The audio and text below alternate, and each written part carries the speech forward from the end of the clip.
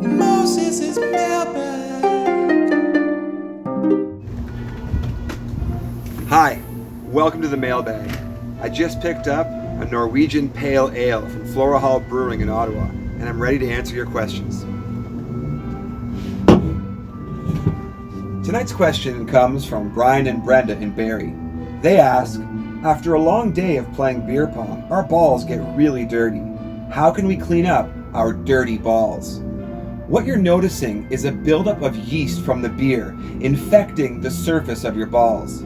If you would like them to shine like new again, I recommend gargling your balls.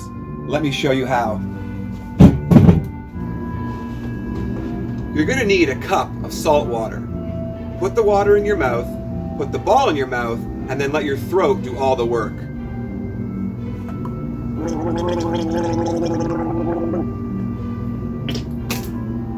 Beautiful. Keep those questions coming.